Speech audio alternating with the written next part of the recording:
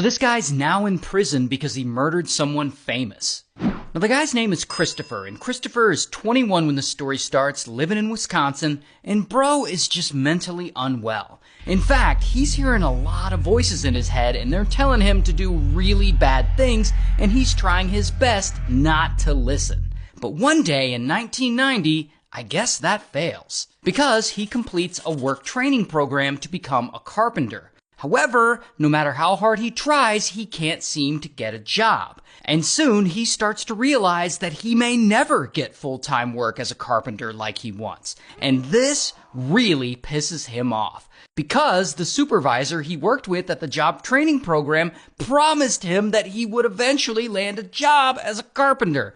Not only that, Christopher, he's drinking a lot, he's been smoking a lot of Zaza, and this really isn't helping his mental condition. And this is where those voices in his head apparently start to take over. Because as all of this is going on, he decides he's gonna get revenge on the job training program for making him think that he could get hired somewhere. And so he grabs a pistol and he heads over to the job training office. And there, boom, he confronts the supervisor and the manager. And he points the pistol at them and he demands that they give him some money. But the supervisor, he doesn't have much money. So he just gives them the $15 that he does have. And I guess this isn't enough for Christopher, and so, blam, he unalives him right there. And so then the manager starts freaking out, and he's like, here's $3,000 and all my credit cards, please don't shoot me. And I guess this actually is good enough for Christopher because he suddenly leaves, allowing the manager to live. And immediately the manager calls the police, and the police start looking for Christopher, and bam, they find him and arrest him.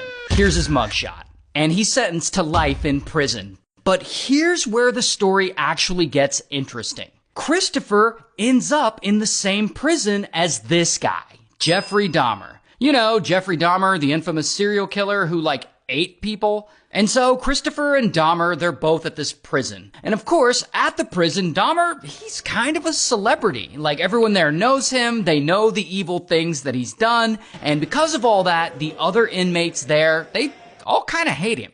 And so a guard actually has to keep watch over him 24/7 because the other inmates hate him so much.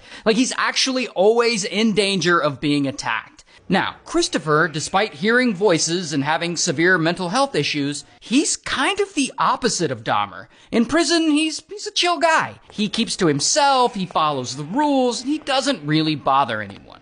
However, while in prison, Christopher also really starts to hate Dahmer. He hates him for the crimes he committed, he finds them